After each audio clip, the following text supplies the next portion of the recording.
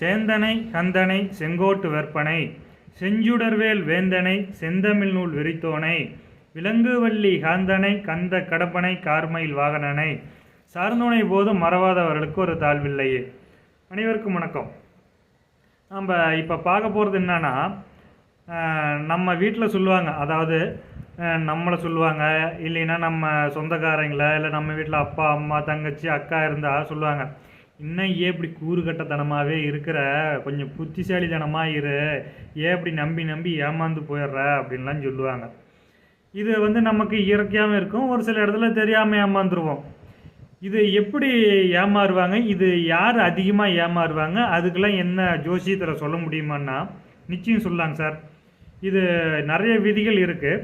நாம் ஒரு விதியை பார்ப்போம். யார் டக்கு டக்குன்னு ஏமாந்துக்கிட்டே இருப்பாங்க, ஒருத்தர் நம்பி நம்பி ஏமாந்துக்கிட்டே இருப்பாங்க அப்படின்னு சொல்ல முடியும். அப்படின்னா எந்த ராசிக்காரங்களை சொல்லலான்னா துலா ராசிக்காரங்களை சொல்லலாம்.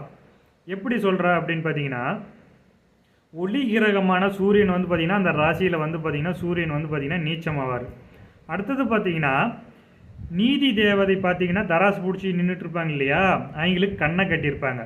அப்படிங்கும்போது ஒருத்தர் நம்பும் போது பார்த்திங்கன்னா முன்கூட்டியே விசாரிக்காமல் டப்புன்னு பழகிடுவாங்க. ஏன்னா சுக்கிரனோட வீடு இல்லையா, ஏதோ ஆசையாக அழகாக பேசுனாங்கனாவே அதில் கவர் ஆயிடுவாங்க, அவங்க நம்பிடுவாங்க அப்படிங்கிற அமைப்பு. இது ஒரு சில இடத்துல பார்த்திங்கன்னா ஏமாந்துருவாங்க இந்த ராசிக்காரங்க அப்படிங்கிறத நம்ம இந்த ராசியில் இருக்கிறவங்களுக்கு இந்த ஏமாந்து போகிறது அப்படிங்கிறது கொஞ்சம் டக்கு டக்குன்னு இருக்கும் அப்படிங்கிறத சொல்லலாம். நாம் இன்னொரு வீடியோவில் இன்னொரு விஷயத்தோடு வருவோம். நன்றி, வணக்கம்.